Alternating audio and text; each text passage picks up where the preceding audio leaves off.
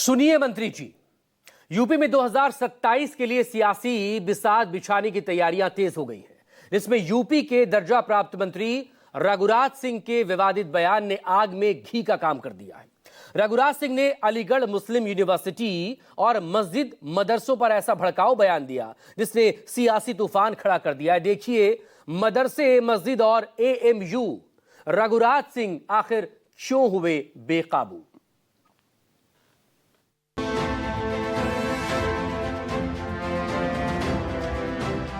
बंटे थे तो कटे थे,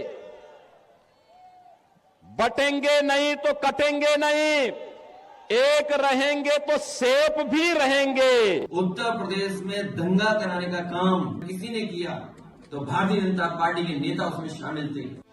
बिहार के बाद अब यूपी में 2027 के लिए सियासी चौसर बिछ गई। सियासी बयानबाजी के साथ साथ दिल्ली में हुए आतंकी धमाके के बाद से विवादित बयानबाजी भी तेज हो गई। बीजेपी के नेता आतंक के मामले को भी हिंदू मुसलमान से जोड़ने से चूक नहीं रहे। यूपी में दर्जा प्राप्त राज्य मंत्री ठाकुर रघुराज सिंह ने विवादित बयान दिया है। रघुराज सिंह ने मदरसे, मस्जिद और एएमयू पर गंभीर आरोप लगाए। कुछ भी हो जाए, कितने भी पढ़े लिखे हो जाएं, इनकी सोच आतंकवाद। ठाकुर रघुराज ने कहा कि एएमयू आतंकवादियों का अड्डा है और इसकी जांच होनी चाहिए। उन्होंने दावा किया कि जितने भी आतंकवादी निकलते हैं वो मदरसे और मस्जिद से ही निकलते हैं, इसलिए इन संस्थानों को बंद किया जाना चाहिए। रघुराज सिंह ने फारूक अब्दुल्ला पर भी आतंकवाद को बढ़ावा देने का आरोप लगाया।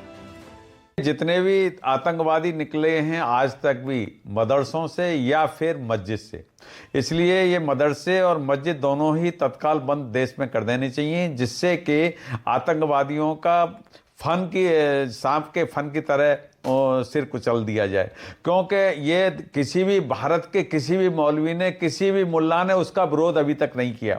तो ये सबसे बड़ा, ये सब लोग इनके साथी हैं और जितना पढ़ा लिखा मुसलमान है उतना ही बड़ा आतंकवादी है। आप देख रहे हैं ओसामा बिन लादेन एमटेक था, बीटेक था, उसके बाद उसने अमेरिका पे अटैक किया। तो इसलिए ये जितने एमडी हो जाएं या कुछ भी हो जाएं, कितने भी पढ़े लिखे हो जाएं, इनकी सोच आतंकवादी है, क्योंकि दैत्यों के वंशज हैं। फारूक अब्दुल्ला के टाइम पे ही आतंकवादी पनपे थे, पल्लवित पोषित हुए थे। फारूक अब्दुल्ला खुद आतंकवादियों का समर्थक हैं। फारूक अब्दुल्ला को तो सही बता रहा हूं, इस देश का कानून थोड़ा लचर नहीं तो फांसी दे देना चाहिए। वो तो फांसी से नीचे उसका होना ही नहीं चाहिए, क्योंकि फारूक अब्दुल्ला ने इस जम्मू कश्मीर को लूटा है। ठाकुर रघुराज सिंह के निशाने पर हमेशा एएमयू और मस्जिद मदरसे रहते हैं। उनके विवादित बयानों की फहरिस्त आपको बताएंगे, लेकिन इस बार रघुराज सिंह ने भड़काऊ बयान क्यों दिया, ये समझ लीजिए। दरअसल दिल्ली पुलिस ने 2020 के दिल्ली दंगों से जुड़े मामलों की सुनवाई के दौरान सुप्रीम कोर्ट में शजील इमाम के भड़काऊ भाषणों के वीडियो पेश किए और सुप्रीम कोर्ट को बताया कि जब पढ़े लिखे आतंकवादी बन जाते हैं तो वो ओवरग्राउंड वर्कर्स से ज्यादा खतरनाक हो जाते हैं। पुलिस ने कहा कि डॉक्टर्स और इंजीनियर्स के लिए देश विरोधी गतिविधियों में शामिल होना अब एक ट्रेंड बन गया। ये लोग सरकारी पैसों का इस्तेमाल करके पढ़ाई करते हैं, फिर एंटी नेशनल एक्टिविटी में शामिल हो जाते हैं। बस फिर क्या था, यूपी के मंत्री रघुराज सिंह को मौका मिल गया और एएमयू को लेकर हमेशा आक्रामक रहने वाले मंत्री जी ने विवादित बयान दे दिया, जिससे यूपी में सियासी हलचल तेज हो गई। समाजवादी पार्टी और मुस्लिम समाज ने बीजेपी के खिलाफ मोर्चा खोल दिया। भारतीय जनता पार्टी के पास आखिर मुद्दे क्या हैं? हिंदू मुसलमान, मंदिर मस्जिद, भजन कीर्तन, आजान, लव जिहाद, हिजाब, नकाब, मदरसा, फिल्में, मज़ारे, यूसीसी, हलाल प्रोडक्ट, इन्हीं मुद्दों के इर्द गिर्द पूरी भारतीय जनता पार्टी की राजनीति है।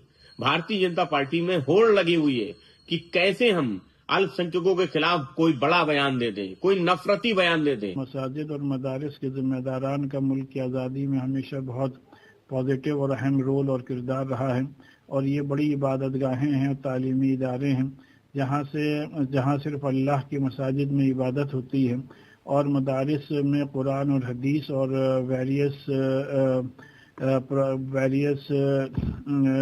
सब्जेक्ट्स को पढ़ाया जाता है। तो लिहाजा इस तरीके के बयानबाजी करना हम समझते हैं बिल्कुल ही बेबुनियाद है, और मुसलमानों का एज अ कौम, एज अ कम्युनिटी और मजहब इस्लाम का as a religion of peace कभी भी किसी भी टेरर एक्टिविटी से ना वास्ता मतलब रहा है, ना आज है, ना कल था और ना इंशाअल्लाह कभी होगा। ये पहली बार नहीं है जब ठाकुर रघुराज सिंह ने विवादित बयान दिया है। वो कई बार एएमयू को बंद करने की बात कह चुके हैं। ये भी कहा था कि उसका नाम बदलना चाहिए और वहां नारेबाजी करने वालों को पाकिस्तान भेज देना चाहिए।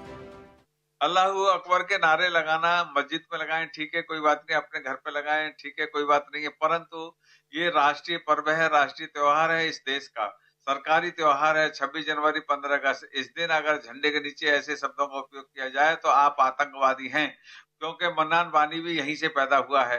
ये आतंकवादियों को तत्काल यहाँ से 150 रुपए की रोटी, एक रोटी 150 रुपए की पाकिस्तान मिल रही है तो वहां इनको भेज देना चाहिए। अलीगढ़ वाले हमेशा भयभीत रहते हैं इसी कारण, क्योंकि इन लोगों की स्थिति बड़ी खराब रहती है हिंदुओं के प्रति। इनका जो एक कंसेप्ट है कि बाकी धर्म जो है अधर्मी है और ये ठीक नहीं है। रघुराज सिंह के सांप्रदायिक बयानों की कुंडली यही खत्म नहीं होती। इसी साल मार्च में तो होली के दौरान रघुराज सिंह ने कह दिया था कि अगर सफेद टोपी वालों को रंग से डर लगता है तो होली के दिन घर में ही नमाज पढ़े। जैसे होली पर मस्जिद को तिरपाल से ढक दिया जाता है, महिलाएं हिजाब पहनती हैं, वैसे ही सफेद टोपी वाले तिरपाल का हिजाब पहनकर घर से नमाज पढ़ने के लिए निकले। कुछ लोगों को ऑब्जेक्शन है, वह लोग जैसे महिलाएं इनका हिजाब पहनती है तो मैं उनसे निवेदन करूंगा त्रिपाल का, जैसे मस्जिद को भी त्रिपाल से ढकते हैं तो त्रिपाल का हिजाब बना लें और उससे वो लोग जा आ सकते हैं तो उसमें परेशानी नहीं होगी और उनको आसानी से अपनी नमाज अदा भी हो जाएगी। और देखिए, अब रंग के लिए किसी से हम ये नहीं कह सकते कि 5 मीटर तक ही रंग डालना है, 18 मीटर में रंग नहीं डालना, ऐसा हो नहीं सकता, क्योंकि होली सनातन धर्म की बहुसंख्यक की आस्था का विषय है। ठाकुर रघुराज सिंह हमेशा सांप्रदायिक और भड़काऊ बयानबाजी करते रहे, लेकिन उनके बयानों पर बीजेपी की खामोशी का मतलब साफ है कि वो बीजेपी की सियासी चौसर में फिट बैठते हैं। यूपी में साल 2027 में विधानसभा चुनाव भी होने वाले और जिस तरह बिहार में मुस्लिम वोटों का बंटवारा हुआ है और एनडीए को जीत मिली है, उससे माना जा रहा है कि यूपी में ऐसे विवादित बयानों की आड़ में 2027 का रास्ता तैयार किया जा सकता है। फिलहाल मंत्री के बयान से सियासी भूचाल मचा है, जो आने वाले दिनों में और तेज हो सकता है। लखनऊ से मानस श्रीवास्तव की रिपोर्ट, न्यूज़ 24।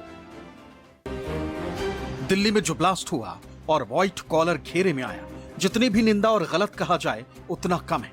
ऐसे गुनाहों की मौत के सिवा कुछ कम सजा नहीं होनी चाहिए। चुन चुन कर मारना चाहिए, लेकिन इस पर राजनीति करना न तो देश के लिए और न ही देशवासियों के लिए बेहतर होगा। अब ऐसे में बीजेपी विधायक का एएमयू को लेकर बयान 27 के लिए यूपी की फिजा को अभी से ही ध्रुवीकरण करने की तरफ इशारा करता है। इस मामले को आम मुसलमानों से जोड़ना और एएमयू तक ले जाना राजनीति की तरफ इशारा करता है।